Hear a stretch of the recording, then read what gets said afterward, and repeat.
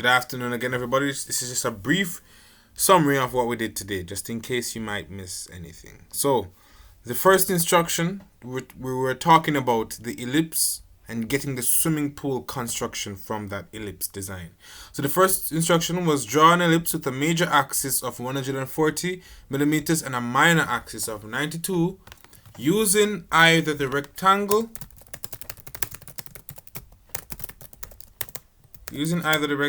method rectangular method or the auxiliary method. Alright, that's in brackets. The second step, so let's just quickly draw that right here.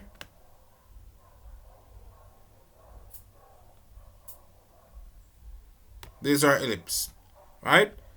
And the second step is to, second step is to then draw a parallel line that is 35 millimeters to the major axis. So let's say that the line right here is our major axis. You're going to go down 35 millimeters, and that's going to be your parallel line to it. Okay? And then, after you've done that, you're going to now begin to project axis point P, which is cutting the ellipse, right? But before you can do that, you're going to now choose your point O right here, and you're going to draw a circle, center point O, draw a circle of the matching major axis. So let's say this is our circle. And I have a pretty great PDF that explains this. So you can go into the WhatsApp group, check the messages. I'm going to also post on the portal of my interpretation and the corrected drawing that is way better than this, of course. Okay, so let's go through it. So once you've done that, okay, step 6 was to extend from the center point to point Q. So let's say that this point right here, we're going to extend it and then draw a horizontal line. So really and truly, if you were doing this correctly, your ellipse should have been further out here. You're going to draw now a vertical line. There we go. Alright. And wherever this line touches it, you're going to then form that line called P. Alright. So this is going to be P, this is going to be Q. Alright. Okay. Now once you have those two, step 7, draw a vertical line. That's what we just did. Extend a perpendicular line through Q to form QS. So a perpendicular line, if you can recall, is going to be a line that gives us a 90-degree angle. 90-degree angle.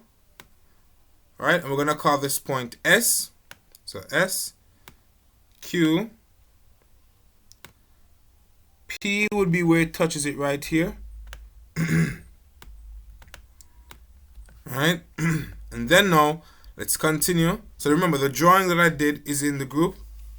Let's quickly see if the camera can pick it up. I highly doubt it. There you go. Alright. Then now, after you've done that, you're going to say that wherever this line touches the extension of this horizontal line, so let's continue this horizontal line. Wherever it touches this horizontal line, you're going to call this point T. Alright, T. And you're going to extend this line now, touching the ellipse. So wherever this line is, you're going to extend it now, touching the ellipse, and continuing it. So look at it. There we go. Alright, and then you're going to draw a vertical line. And wherever these two touch, that's going to be your X. Okay? Once you have your X, this is your point Z.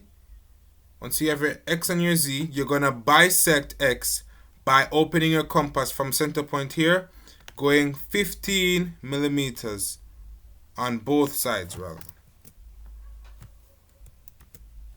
15 millimeters on both sides. So let's say my first arc touches here. My second arc touches here. Then now when I have these two arcs, using that same radius, I'm going to bisect using this center point, then bisect using the other one. That's going to be my center point C.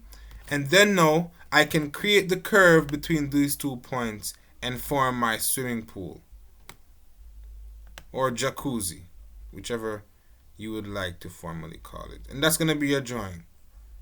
This shape right here. So remember, this black section should be in construction because the only part of it that we need would be the part that touches the tangency there. Have a great rest of the evening, everybody. I hope you understood what was spoken on here.